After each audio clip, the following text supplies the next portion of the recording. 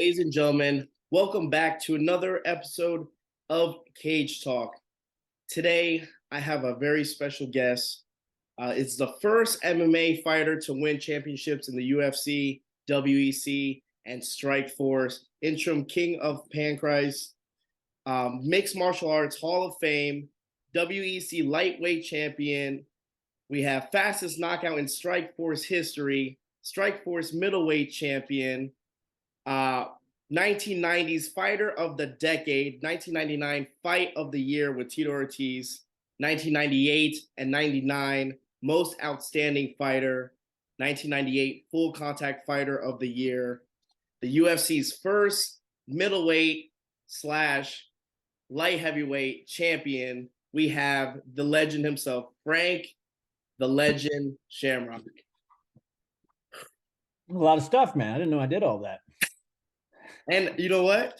I missed the post-it note, Frank. Fastest submission in the history of the UFC light heavyweight division, and the first person to headline UFC in Brazil and undefeated in the UFC at 5-0. I mean, hey, that's not that much, right? It's all right. Yeah, it's all right. A good run. Again, welcome on the show, man. I appreciate you coming on, and that's amazing. That just that list itself. Do you ever think about that and just be like, damn, like I really did it all? Right? Pretty much. I mean, I have like 6 or 7 post-it notes. I think the only person that had that many post-it notes before is I think Dean Thomas, because he's been in the game forever, and Dan Severn.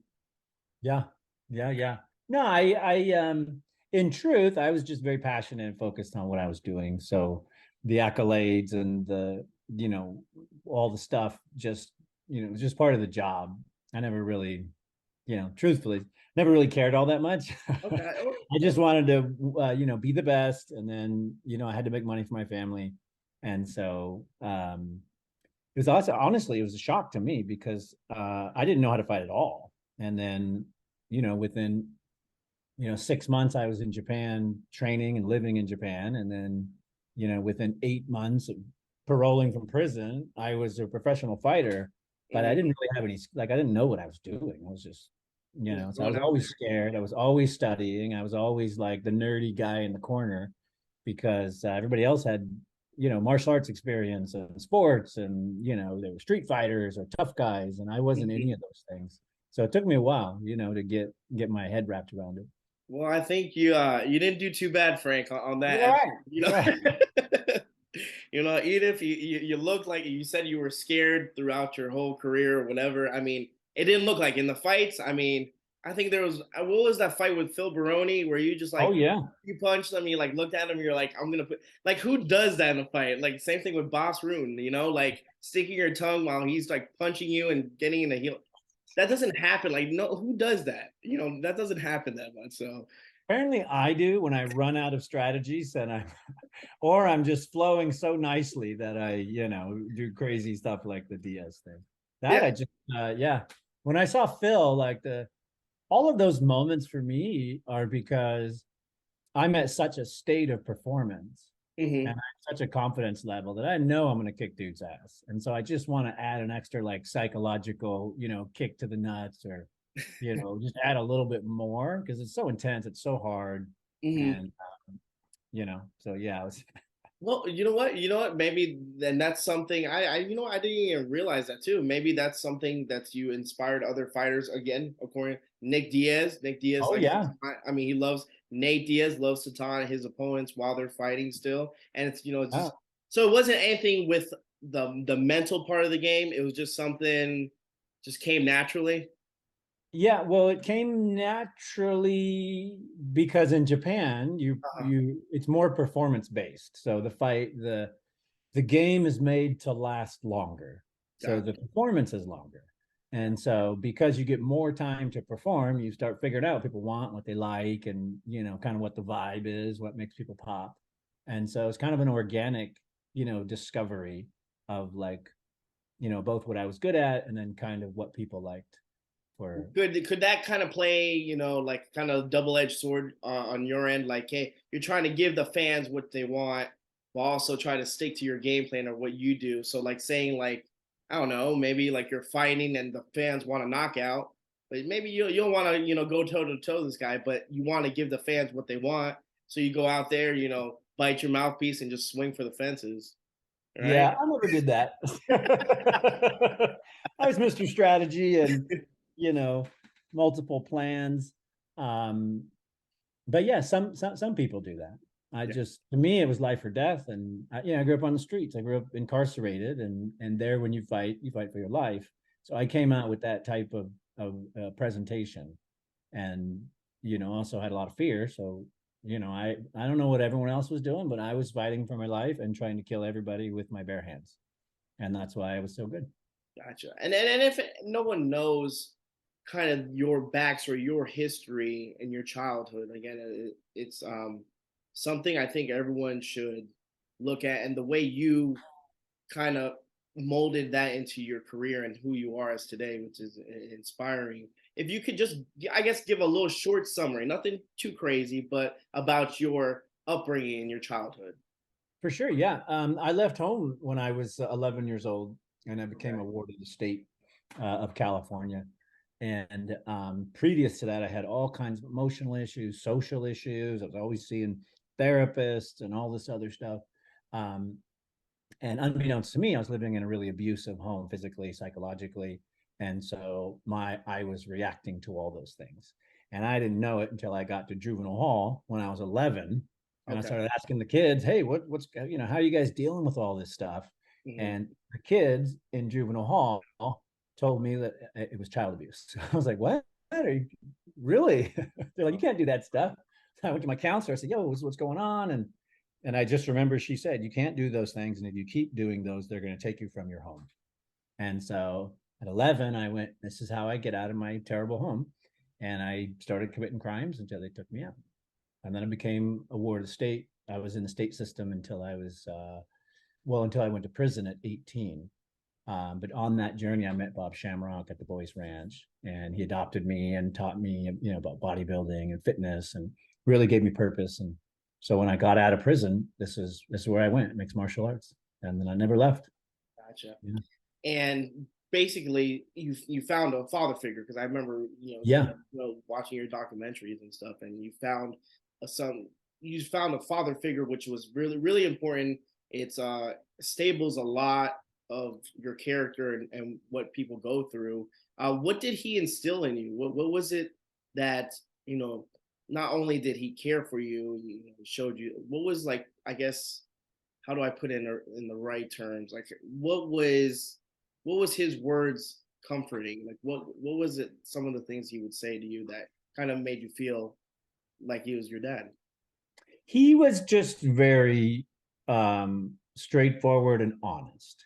He was one of those live by your word, tell the truth type guys. And I grew up the opposite. And I grew up in dysfunction and thievery and, all these problematic things because of how, just how I was raised. And he was just, by the book. We don't curse. We don't drink. This is what we do. And we become men. And then when you become a man, this is what you do. And so, as a young man, when you're, all men, young boys are looking for that, especially when you don't have a father. I didn't have a father. So he was the first man to step up and say, hey, this is how you become a man. These are the rules of life. This is how you should carry yourself and act and react. And so I just didn't have any of those skills. And then he just, out of being a good man, gave me those, like, because he gave them to everybody. Yeah, perfect. It's like, what you do, like, hey, boy, get your ass, let's get get going. And so nobody had ever done that for me without some back end or some weirdness or some double deal or and he was just a good man, true to his word, and it just touched my heart. I needed that as a young man, as all men do, and that that mentorship has set me up for my whole life. I'm the man that Bob made me and taught me, and then I teach those same principles to young men. So awesome.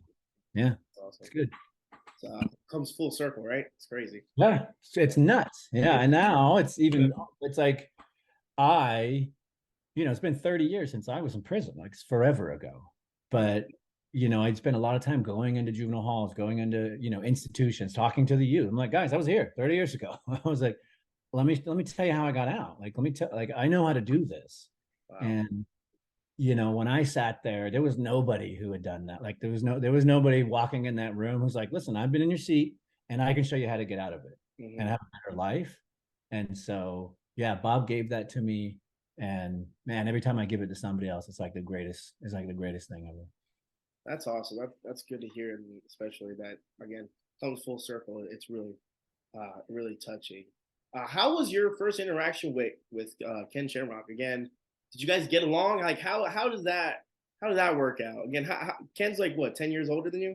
Yeah, yeah, he's 9 years older, so he had actually left the boys' ranch Okay. when I arrived. So he had just gone off to college, and he was like he was the big tough guy, uh, and then I was just different. Like, I was soft and super athletic, but I was a very soft personality. I'm not like a tough guy, walk around tough guy. Um, and so because Ken was gone at college, and he was kind of the favorite son, and I kind of came along, and I was like a different vibe, but also the same kind of malleable and athletic and sort of young man. Mhm. And so yeah, Bob and I just hit it off. But I think it was always weird with Ken. It was always odd. He was that big tough guy that needed to be tough all the time. And Gotcha. I wasn't from that world. So I was like, oh, that's just weird. And I didn't get it. I didn't get it. I get it now, Yeah, 100. Yeah, 100%. yeah. But yeah, and then the first time, yeah, I mean, Ken used to just beat the like crap out of me, like I was a child, because I didn't know anything. Gotcha. And he was such an athlete. He was so strong. He went to the Olympic trials. He walked on to the freaking San Diego Chargers. Like, the guy was a freak. Hmm. And I've never seen anybody walk in that gym, take him down, hurt him, like get him in a hold. Never once, ever in the gym. He was the greatest gym fighter that's ever existed. Yeah. That's Ken for you. Yeah, some people are able to translate it outside, and I was able to view it all and go, oh, these are the mechanics needed to translate it outside. Now, who was basically your inspiration to start mixed martial arts or anything like that? Was Ken doing at the time, or Yeah, right? the UFC had just started, so I went to prison in 1990, 90, yeah, somewhere in the 90. And then I got out in 94. So in 93, the UFC started. Yeah. In 92, Ken was in Japan with the brand new organization, Pancrase, and was starting to get things going. And so Bob Shamrock, who stayed on as my mentor, even though I went to prison and screwed everything out, he would come see me and he'd give me updates. Hey, Ken's going to Japan. There's a new thing starting up. You should do this. So he was my advisor, and I had no idea this stuff was really happening. We had television, I'm in prison. Yeah. And then when I got out, it had kind of, the UFC had started, Pancrase took off, become like this hot pay-per-view thing. Mm-hmm. So when I got out of prison, it's all the rage. And my dad's like, yeah, get in there. Do it. This is perfect. So and then he picks me, like, I remember I was in Folsom. It was like the last time he visited me. And he's like, you're going to love this. Because he told me when I first went to prison, you screwed up, but just keep building, build your body, build your mind, keep building, keep building, keep building. And then you'll be ready. For what? Who knows? But so the sport happens, the UFC happens, and all this stuff happens while I'm in prison. And Mm-hmm. my last few months at Folsom, he sits me down. He's like, all right, This is it. this thing's happening, and it's kind of like wrestling, but like a little tougher, and you could totally do it. And so that's all I knew about the entire sport. I never seen it on television. I didn't know about tapping. I didn't know anything. Then the next day, after getting out of prison, Mm-hmm. I'm in the dojo, and Ken Shamrock is beating the shit out of me. Wow, what a transition, man. I didn't even know you could tap. At one point, he's like turning my leg around. I'm screaming. And then I hear someone go, hey, Tap. did anyone tell him about tapping? Yeah. And so I just go, yeah, just screaming tap. And then they stop and they go, oh, hey, by the way, if it really, really hurts, you can tap. I go, oh, what? You can stop hurting me with a couple of words.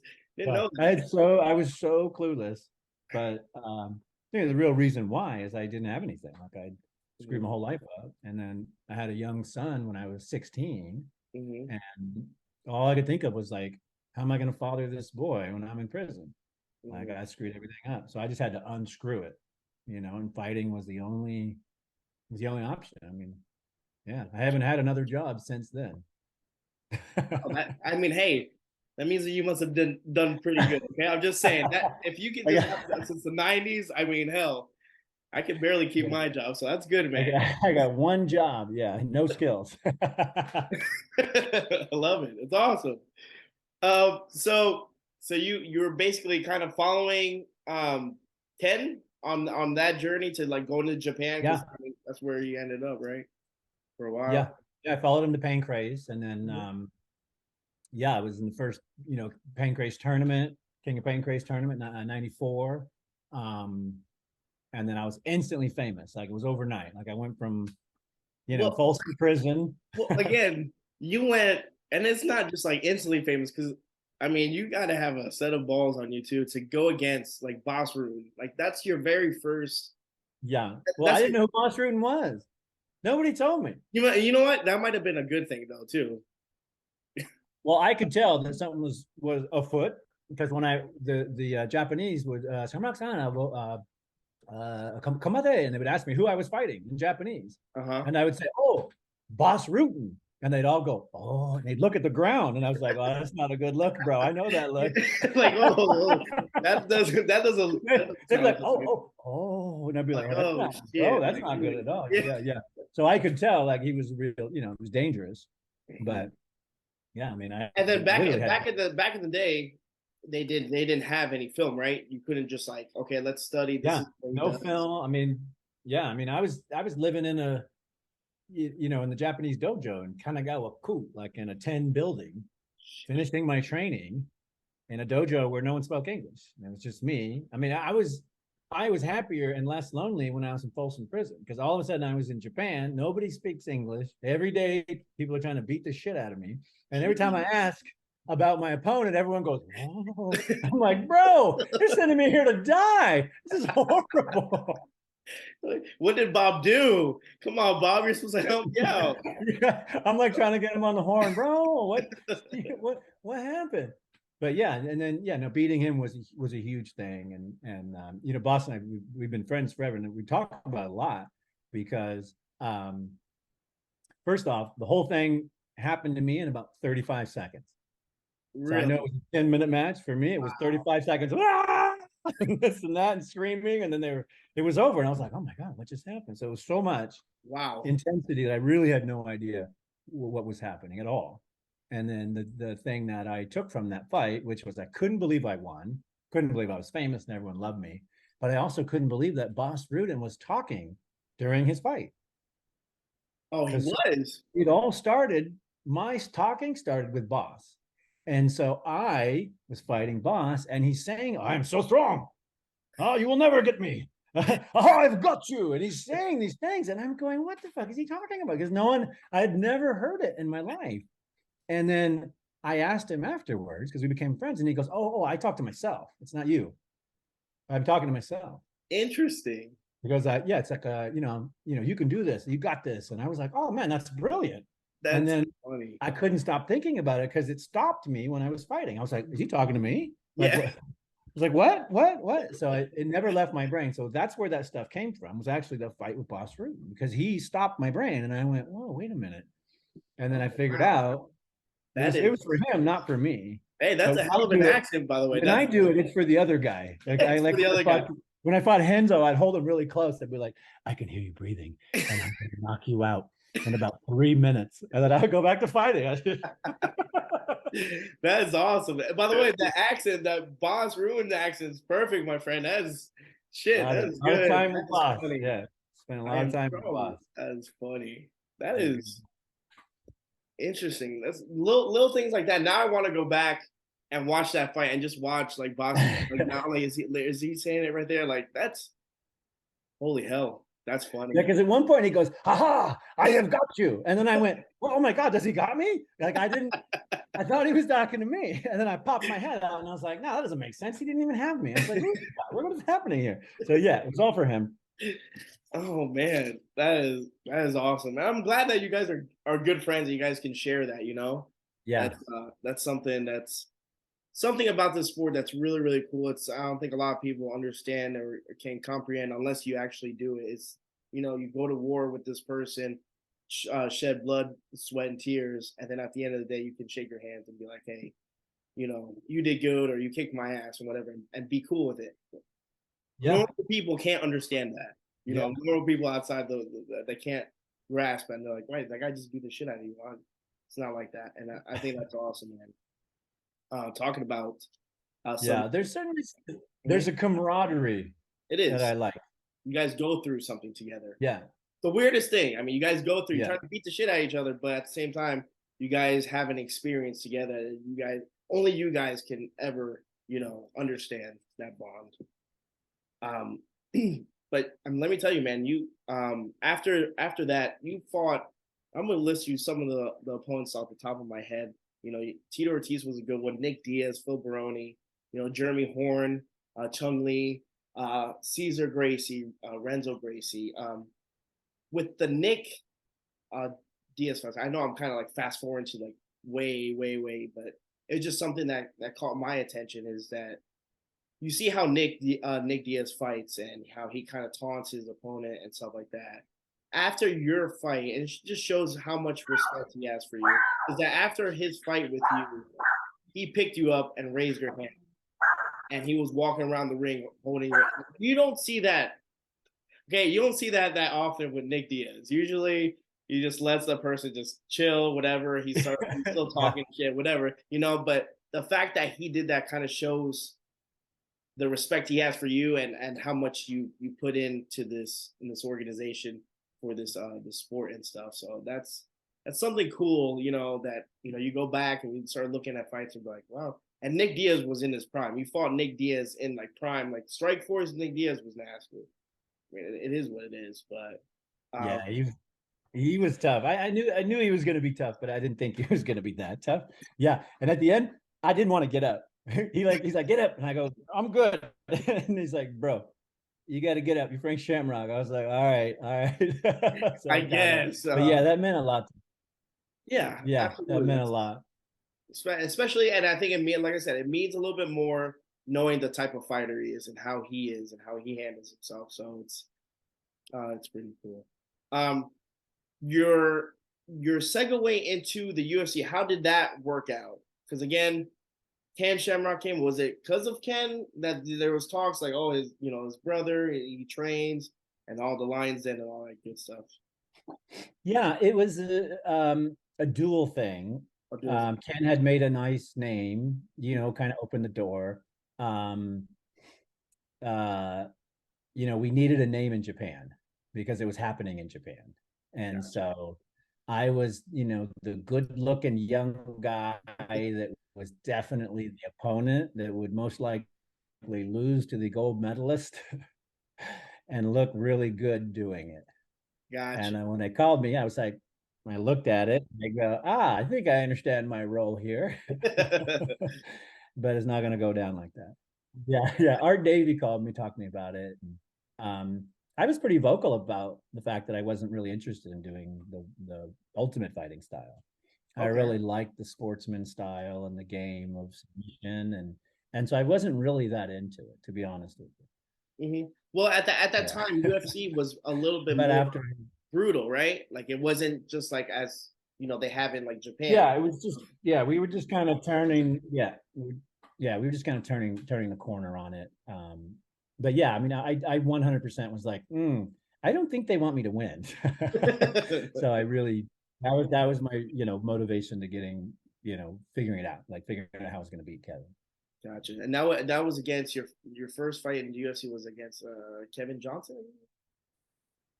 Kevin Johnson, right? Yeah, Kevin Jackson, yeah. Yeah, Jackson. Jackson, yeah. Yeah, He's the Jackson. only man to never shake my hand after a match. Wow. And the fact that you Went the remember gold that still, medalist. and you had so many bouts.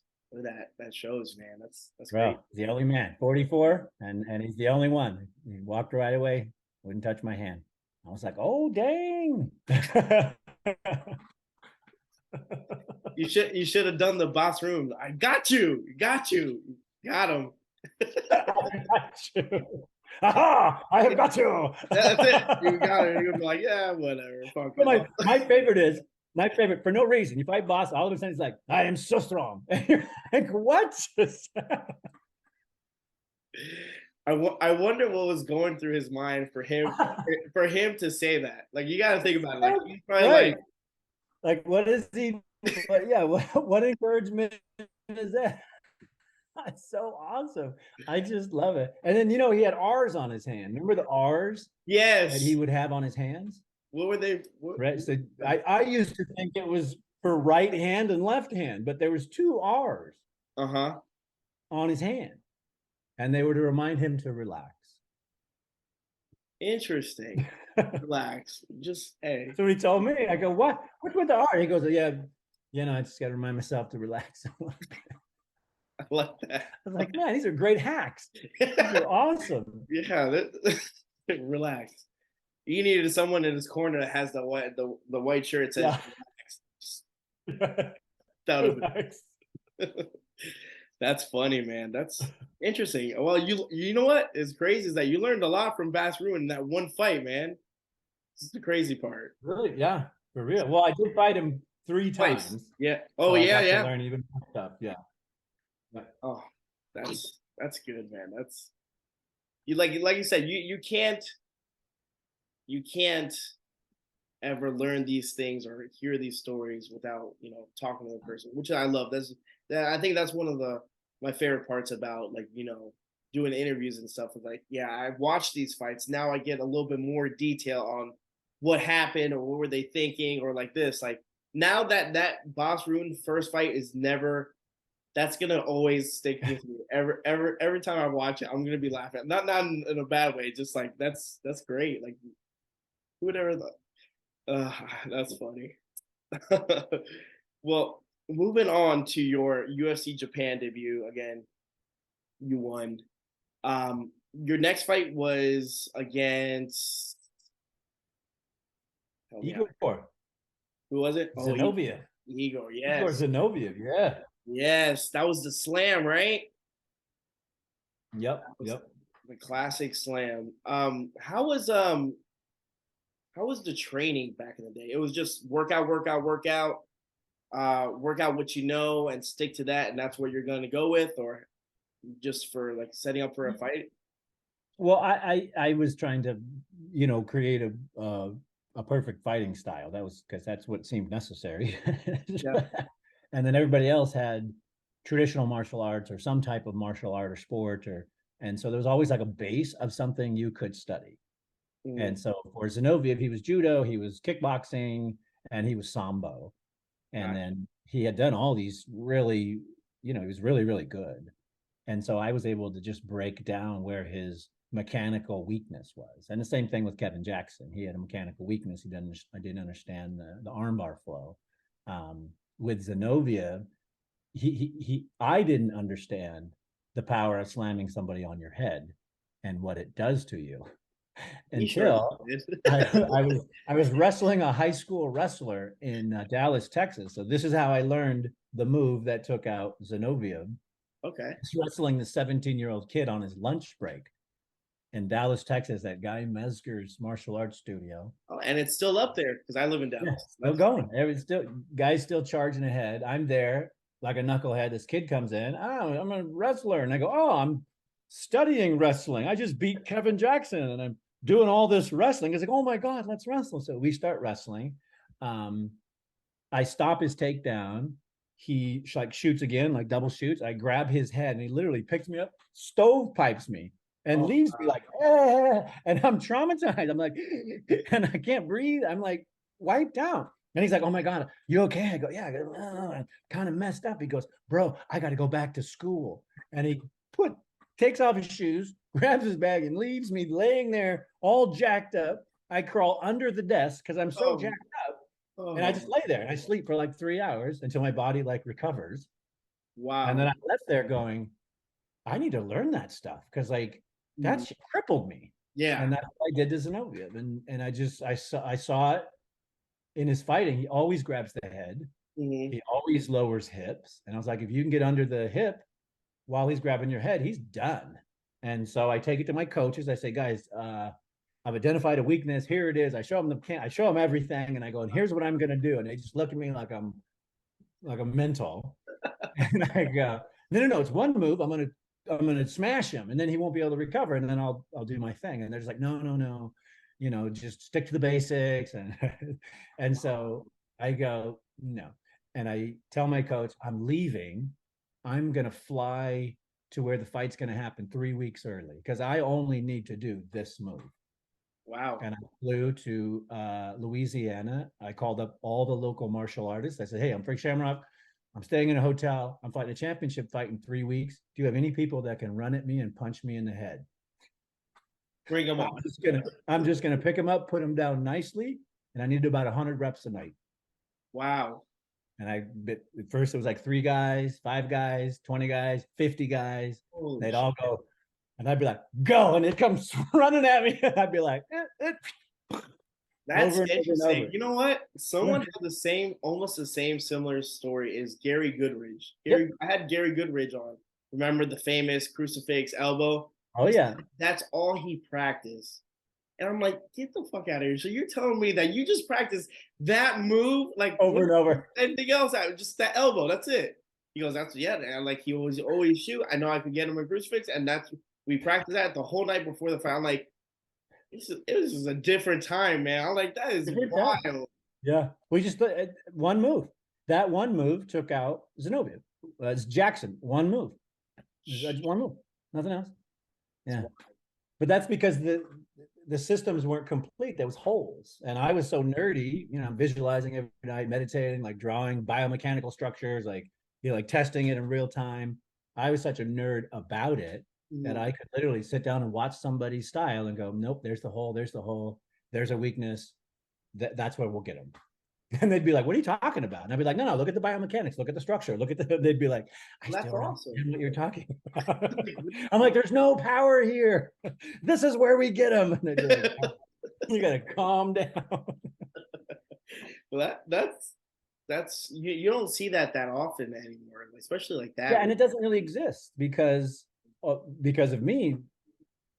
All the styles have meshed now. Now there's no holes. Now it's weaknesses in strength inside the game. It's not like before there were holes. Like I was like, I'm gonna kill Zinoviev with this move. Yeah. And I would have bet you $1 million I was gonna do it because it was so he did it every time. Well, we could actually say that you were like the first complete fighter. Like you had the whole package. I made a whole system that solved all the problems and mechanics for fighting. And I would have kept studying it. I just got old, and then it wasn't necessary anymore. I mean, Father Time's undefeated, man. I mean, we all know that. And then unfortunately, things happen, but that's amazing. We're gonna talk about the Tito Ortiz fight, how that actually came to be. Yeah, because at that time Tito was Tito starring, right? How'd you get that fight? I had he was like the young up and coming guy. I was the OG guy by then. And my fight contract had expired. Okay. UFC. How would they like back in the day? Like, was it like? Well, I dealt with Bob Meyerowitz, the old owner. And he was a good guy, reasonable guy, and he was a music guy, so he came from the music space, so he understood talent, artistry, stuff like that. Mm-hmm. So he was reasonable to work with. And I mean, I liked Bob. It was good business. Like he got it. Mm-hmm. He got it. Mm-hmm. I like Bob. Shit. I forgot what we're talking about now. I got distracted. It's all right, man. We were talking about Tito Ortiz. Yeah. So my fight contract expired, and I went free agent. Tito then kept fighting, was like building himself up. Like, so I took a year out as a free agent to try to reset everything because the UFC, we'd run out of money. You know, we got kicked off a cable, we had all these sort of problems. And then so then I was like working to get it legalized, get it back on television, all these different things.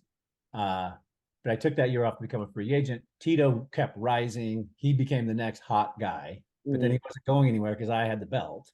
So he kind of had to fight me. So I came back, signed a 3-fight contract to fight Tito. But my plan was always to break my contract, retire, and get out anyways. Okay, all right. So that was the okay, gotcha. That was the plan. After I beat Tito, I was going to retire because I had an addendum in my agreement that if I publicly renounced my championship, contract was done. Okay. And so I did that move on live television. Then I was a free agent after Tito, and then I could do whatever I wanted. And so, yeah. And then the UFC was bought by Zuffa, and then everything changed. Gotcha. And how was the game plan? Already knowing how Tito was, right? You had some leverage over Tito because and the same thing for him. Like he knew who you were and what you were about, right? Yeah, he was just a big, strong kid, like who could wrestle, and I'd wrestled with a lot of guys like that, but he was just so big, it was hard to deal with them. And so game plan with Tito, his wrestling was very basic. And so I wrestled with some really high-level wrestlers. Like I wrestled at Stanford and Penn State, and I had all these. Eric Deuce was my wrestling coach, and he was like world accomplished in judo and wrestling. So I had all this sick knowledge about wrestling that I was studying, even though I couldn't wrestle that well. So I knew what Tito would do with wrestling. Gotcha. And so the first move I was going to beat him with was an arm bar within the first 30 seconds. Okay.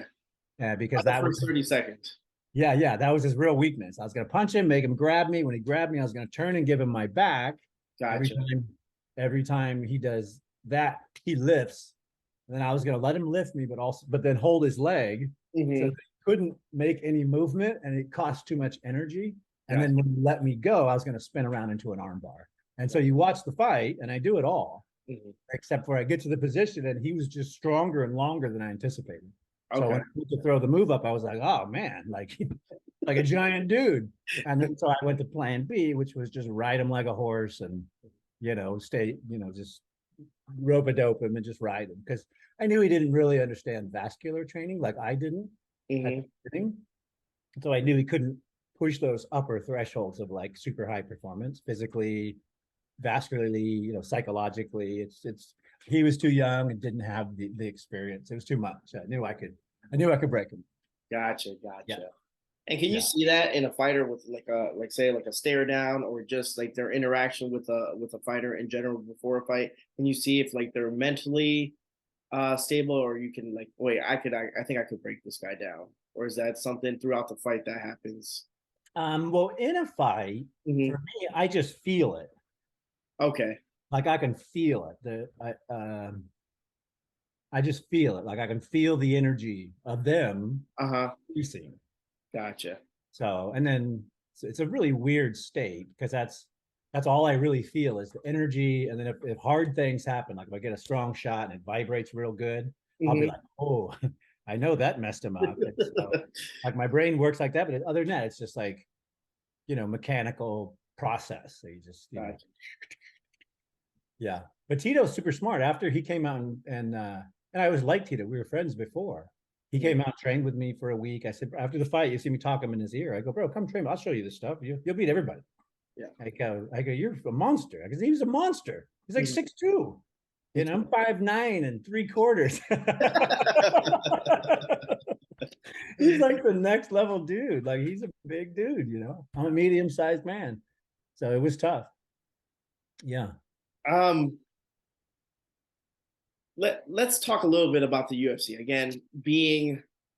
How did that work? You were the first middleweight champion, and they switched it to the light heavyweight. That they changed the belt. Yeah, right. What happened was we got kicked off of cable, and so we went. What do we got to do to get back on cable? They're like, get some weight classes.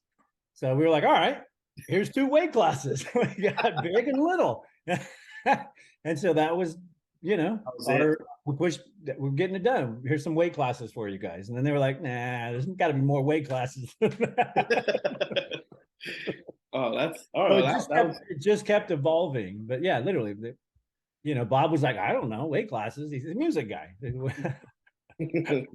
But that's what it was. We were more interested in what was going on in the fight because everyone was in love with that thing, and the rest of everyone else was angry or frustrated or, you think it's illegal or, everyone else had an opinion. But those who were fighting were just like, I don't want to get whacked. I don't want to get hurt. I don't want to get hurt. We got to figure this out. We got to figure this out. Absolutely. Now, the situation or your relationship with Dana White, because obviously, people, you got Pat Miltic, you got Royce Gracie, one of the very first people to win a title in the UFC, and you're not mentioned, you're not, brought up in conversations because of that. I don't really know the whole extent. What was the situation between you and Dana? Was it because you don't know? Yeah, unknown. I think, well, I know. They really wanted me to fight for them, especially when they bought the company. Okay. And I mean, they hired me to consult with them. They didn't know what the hell they were doing. They were knuckleheads. Mm-hmm. And, Dana's experience was he managed Tito. So he knew, Lorenzo's experience was he sat on the Nevada Athletic Commission. So he got all the stuff we were trying to get our sport legalized. All those people got info, but they didn't really know what was going on. Mm-hmm. So I hired me. I went and lived in the Station Casino with my wife and taught Dana and Lorenzo every day in martial arts, mixed martial arts. So technically they're my martial arts students. But when it came time to participate and sign with them, I didn't believe in their vision. It was Carmen Electra and Tito all oiled up in a G-string. And I was like, bros, I go, it's not, I don't think we can do that. Mm-hmm. Just shine it up and send it back out there. Because I'd spent, 5 years or 3 years lobbying and talking to these guys. Like, guys, what do we need? Like, what? Yeah. What is it you need? More weight classes? Like what is it? So I felt like we couldn't just buy, full page ads in USA Today with Carmen Electra. It didn't help. Yeah. And then they were like, nah, we don't, we did disagree. And so we went different directions. And then I started Strikeforce and became a competitor. And so, yeah. And the K1, same thing. I was a competitor instead of a participant and a supporter. And, unfortunately, ended up on the other side. That doesn't change. I mean, it is what it is, right? Like, it is what it is. Nothing I can do about it. Exactly. He was a good martial arts student, but he didn't understand martial arts. So, he took it too far on certain things, just because you don't understand. Yeah. You understand, you don't understand. So I think it was more like, again, he's more of a businessman than a mixed martial artist. They were interested in the business. Yeah. And I was interested in, protecting. Yeah, exactly. So I can see how the two heads can clash. Thanks. Yeah. But like I know, I'm happy for what he's done. Yeah. And I knew after meeting Lorenzo and like all the stuff, I was like, these guys are kind of knuckleheadery, but they're going to be very successful. Like this thing's going to go to the next level. And, I mean, in truth, we spent many years going, "Woo, are we ever going to make it? Like, are we ever going to get legalized? Like, are we ever gonna, like, is this thing ever going to be a thing?" Mm-hmm. So, even though I didn't do business with them, I recognized, like, hey, these guys are real. This is, this is legit, and that's a bonus for me. Yeah, definitely. Especially it's a sport that you love and stuff. To see it grow and stuff. Going to Strikeforce. Strikeforce, let me tell you, at one time it had some pretty good talent, man. It was I remember watching best talent, bro. We had the best talent. Look at all the champions that came out of Strikeforce, UFC champions. Daniel Cormier. Yeah. I mean, you had a bunch of them come out of Strikeforce. And like I said, I think it's bad for the business to have just one like monopoly, just one MMA organization. I like getting to choose and look and see. Now you have King of the Cage, you have Bellator. I don't mind it. I think it's better. It's better for the sport. It helps the sport. How how was your time in Strikeforce and the business side of it, as well as the fighting side of it? Did you enjoy fighting for that company? Yeah, I loved it. Well, Scott and I were friends for years and did Okay. K1 together, and business in Japan, and we're always trying to put together, some type of promotion. So, when he came to me with Strikeforce, I was like, yeah, I'm down. I tried to talk him out of it though. Oh, did I you? was like, bro, I go, it's costly. You got to pay my check. That's huge. There's a big, 800-pound gorilla out there who's got a, giant head start. I like laid the whole, because that's, by then I was like a businessman. Yeah. And I was like, yeah, I tried to talk him out of it. He's like, I'm down. I'll write the check. Let's do this thing. And so, yeah, it Wow. became and then what was really nice about it was, um, he's a martial artist. And so Mhm. there was a culture of martial arts. And so unlike, any other previous owners, that it was business first, or, results first. And Uh, then after, yeah. yeah, that it was like culture, support, care first. And Um, then the business side, yeah, which and even if it's not the biggest resource, it's still that's the bigger thing. something. And Yeah. yeah, and I grew up like that in Japan. In Okay. Japan, it's a traditional culture. You serve first, and you learn to clean. Carry bags, and it's a very hierarchical learning until you have some knowledge culture. So I really enjoyed that thing with Strikeforce, and then Scott would let you tell whatever story you wanted. Mhm. If you believed in it and you were down to throw, throw down and perform, you're like, what is you like? And so I would just bring my stories, and I think we got that culture of like, listen, I'm down, Yeah. like I'll do it, and I'll, and commit. And I think, it's very different than the only other one I guess is the UFC that I know. Where you just assigned a guy, Mhm. you're like, all right, all right, team, let's go to work. Were you ever interested at all in going, like, again, you said you liked fighting in Japan. You didn't think about going to Pride at all? Oh my gosh. Yeah, no. I spent a couple of years trying to do Pride, fighting Sakuraba. Ooh. Yeah, because at one time, I'd become so successful, I could just call my own shots and do whatever I wanted, and I was getting old, and the performances were getting harder. Okay. But he's from my like same lineage in Japan, which is crazy. So I always wanted to fight him, and I'd worked for maybe almost 2 years to get it done. And Really? I just couldn't figure it out at the end of the day. He was So, I mean, super. that was one of the questions I did have. I said, if you could have one dream fight with Yeah, anyone, it would have been Sakuraba in that time, truthfully. Yeah. It was the only thing. I mean, I turned down big paydays and stuff because I was like, no, I want to, because I'd done it all. Like and then, yeah. But because we literally have the same, like, roots. yeah, Yeah. that would have been an awesome fight. That would have been crazy. Yeah. When we finally did wrestle, I don't know, like 5 or 6 years ago, Mhm. we were both old, like paper old. And Dan Henderson was supposed to wrestle him. Okay. I get a call 3 weeks out or 2.5, and they're like, "Hey," I go, "No, I'm retired. I'm in the gym in 7 years." Come on, let's try it. Let's try it. Yeah. I was like, I don't even think I can do that. I go, so I went and tried, and I ended up wrestling, but it was a snooze fest. We were too old, and Oh, he was all but he was so strong. Yeah, he was really. I mean, he's probably been doing it for 35, 36 years by then. plus years. Yeah, definitely. Well, that I said in prime, both of you that would have been a hell of a match. Yeah, I Especially in loved prime. him. I loved his flow, and yeah, it was pretty cool. It was a great era, right? That time where Sure. new things were coming very quickly.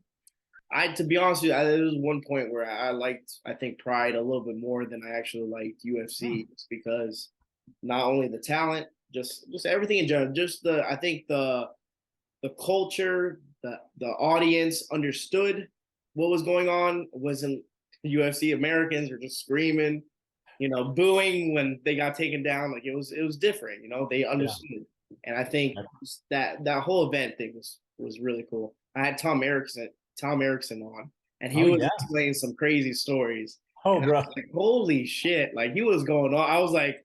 He's like, yeah. He's like, yeah. You talk to Mark Coleman, or you talk like these guys did not play. And like, I mean, it was like I said, it was wild times. But I always love Pride. Pride always have like a special like place in my heart. And like I said, if I had to choose back in the day to watch, I'll watch Pride because those fights were Yeah, nuts. pride never dies, bro. Yeah. What was your favorite fight in Strikeforce that you had? That I did. Yep, It was definitely the Phil Baroni fight. When Bill I fought, Baroni. yeah, because I had I mean, he was no match for me in truth, Mhm. and but I was bored of training by then, and I was like I was the Strike Force, brand spokesman, and like brand advisor, like all these different jobs and stuff, and so I was getting tired of the game, Mhm.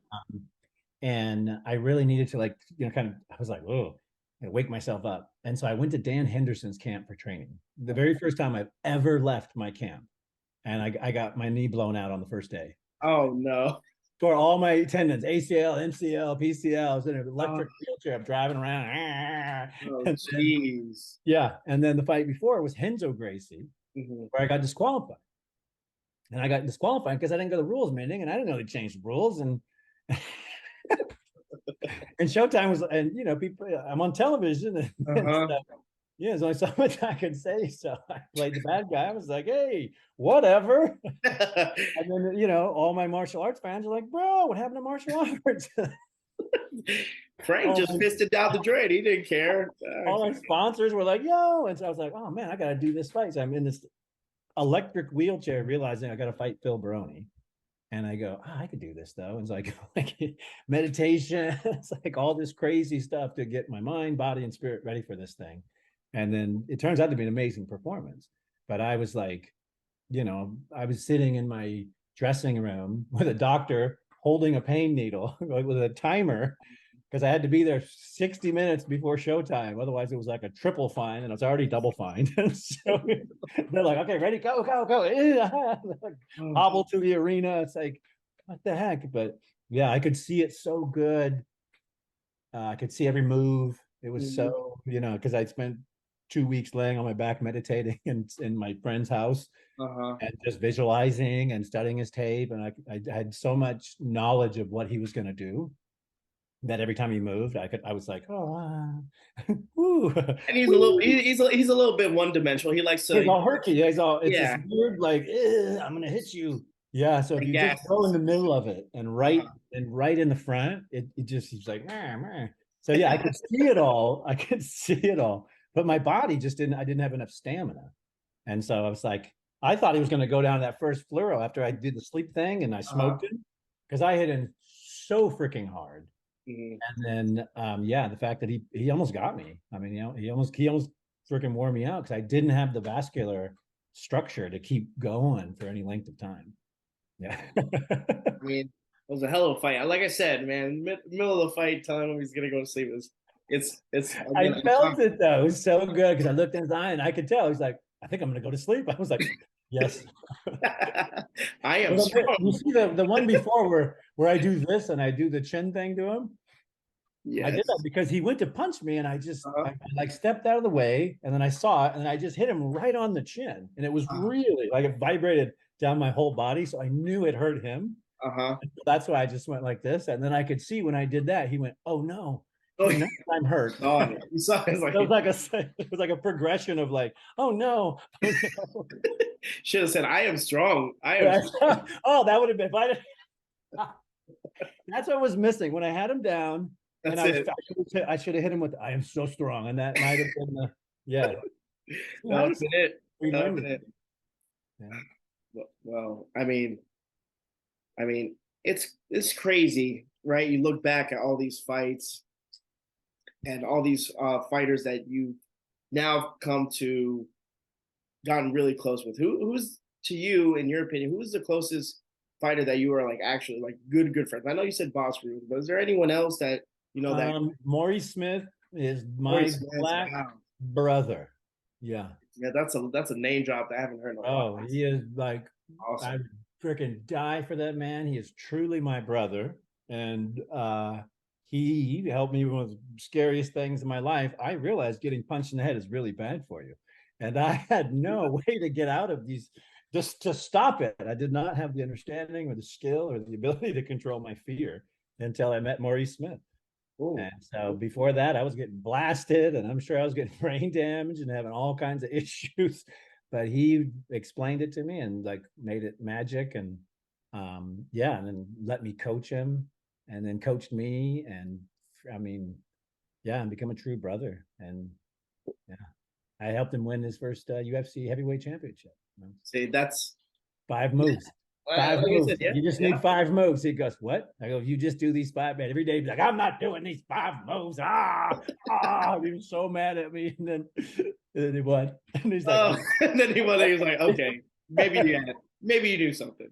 okay, all right. Yeah, no, but yeah, and a lot of these guys, I mean, we've spent years and years and years, and now I'm 50, and the generation I studied to go, ooh, do that, don't do that, don't do that. They're 60 or more. Mm-hmm. And we're starting to see real effects of head trauma, physical trauma. I mean, I blew my hamstring tendon out riding a bike. I just stuck my leg out and went, and I was I literally had to call a friend to come get me. Oh no. Like an old person. I mean, I'm laying on the side, like crying, and people like calling 911. I'm going, no, I go, something's wrong. I don't know what's wrong, but there's something wrong with my body. The body breaks down, man. But yeah, man, and I've been super fortunate, super healthy, super lucky, and others not so much so. So it's the reason why I'm doing the brain donation to the Concussion Foundation. Well, explain that. I didn't know that. Well, I'm trying to get other athletes and coaches and people to both donate and then bring awareness to it, because I grew up in a culture where they were like, no, you're good. It doesn't hurt you. You're bleeding from your ears. It's okay. Come on, get up. Come on, let's go. And I'd be like, okay, but why are you drooling? Like, that doesn't make any sense. I'm just trying. So it didn't make sense. So I came up with my own theories. I did my own, study. And then I was like, guys, your brain's jello. Don't ever get hidden ever. Mm-hmm. And now we're seeing every sport. It doesn't matter. Football, anything. You can't impact your brain. It's a computer. And if we're breaking it apart and we're shaking it and we're impacting it, you're gonna break your iPhone, bro. Yeah. And I'm a parent who puts my children in sports. I'm aware of this, but I don't think most parents and in my culture, most athletes and coaches aren't aware that you should never hit your brain, impact your brain. I a little bit, yeah. Well, I mean, if you could send me the link to the bio or whatever that. Like through an email or whatever, I can always post it in the video. Yeah. Click and donate. Yeah, I'm trying to come up with because I came up with a theory called Jello theory. Okay. Which is your brain's made of Jello. Put it in a bowl. What happens when you shake it? It breaks apart. You brain damage. And so it turns out it's even worse. It's a bony bowl with pokey things on it. And it's all like spaghetti. And if you break the spaghetti apart, you have all kinds of health issues. It's not just the little bruises. It's not just the big bruises. It's the little ones that break apart those connective things. And no one gets it. And it's super, super complicated. But if I could figure out a way to show it and teach it, I think it would be super helpful. Because it doesn't matter. If you're my mom, it doesn't matter. You can't be impacting your head. Yeah. It's just not healthy. It's not good for you. You're not slamming your iPhone down, bro. No one's going, yeah, let's do this. Yeah, definitely. And I think, you showing it, I think, because a lot of people are more visual than, I mean, yeah. It's so, and then everyone who's trying to do it is so medical, and, it's become super complicated, and everyone in sports doesn't want to talk about it. But I see the results from people I love and that mentored me and taught me. And I'm like, oh, that we didn't get enough information. And so that's why I'm donating my brain, because that's the only way we get the information now is if someone goes, okay, he did this, here's a result. And the only way to do that is after I'm gone. But I want to help the future athlete, because we won't know until I'm gone what's happened and what the result of all this stuff was. And we can get more people to do that, and then more people to just be aware. You can't mess with your iPhone computer. It's true though. No, I mean it's 100% facts. I think that's something I think a lot of people should be aware about, like what you're doing. Is that what you're doing now? That's what you're you're up to now? Yeah, no, I do. Well, yeah, do all kinds of weird stuff, but my main my main thing is I do leadership coaching and Okay. mentorship for corporations, teams, and large groups. So Okay. groups making a change, corporations making a change, leadership change, and then here's the best part: I teach bare knuckle boxing as the medium. Oh shit. Me too. So I use all of my martial arts philosophies and knowledge and Mhm. bare knuckle boxing to bring people to this Incorporate into state, that. yeah, to this state of communication and Oh, connection and leadership. And it's mind blowing. I wrote it for Google and just it's been just exploded since then. well, But see, and you said before that you only had one talent. That's all you did. No, you have yeah, many talents, my I friend. know, but it's the same talent. I'm It is, secretly but you're using it for other things, so it's still it's yeah, different. I agree. I think it's a yeah. good thing. I think I'm it's a good still doing martial arts. I'm secretly exactly. still doing martial arts and learning and teaching the exact same thing, only in a different scenario, need, and culture. So yeah, That's and no awesome. one's people are punching me in the head, but I'm not getting hit because we have all the mechanics that we've learned from my journey. There we So go. everybody's safe. But I mean that's awesome. But that's really good to hear. I love what you're doing, and I like I said, there was one on YouTube that you're talking to your through the story. I'm like, well, he has to do some like motivational speaking, but now Yeah, yeah. A lot of speaking. And then I also operate a nonprofit, the Shamrock Way, and we do at-risk communities. So we go into them and do crazy events and programs. And, we partner with veteran nonprofit groups, local law enforcement. We build houses in Africa sometimes. hey, So, that's cool, man. That's good. That's good.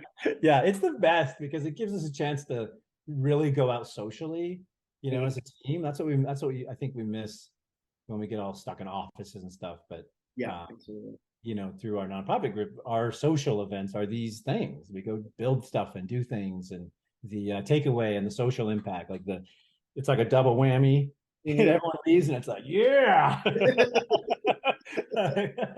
uh, and I just love to do like and before I would go and someone would get beat up, someone would go to the hospital, someone would be like, yeah, and the other team would be like, ah, and now everybody's happy, no one's getting their ass kicked, and There you go, and you're making a change still. yeah, so I love my nonprofit work. That's awesome, man. Well, Frank, let me tell you something, man. I want to say I appreciate everything you've done, your sacrifices inside the octagon and outside the octagon. It's been an honor to have you as a true legend of the sport, of UFC, of MMA in general. You are, man, the embodiment of MMA, and thank you so much for everything, man. I really do appreciate it. My pleasure, brother. Absolutely my pleasure. If you ever come to Carlsbad, let me know. I got my surfboards, and we're Let's beach life. let's do it. Thank you so much. For sure.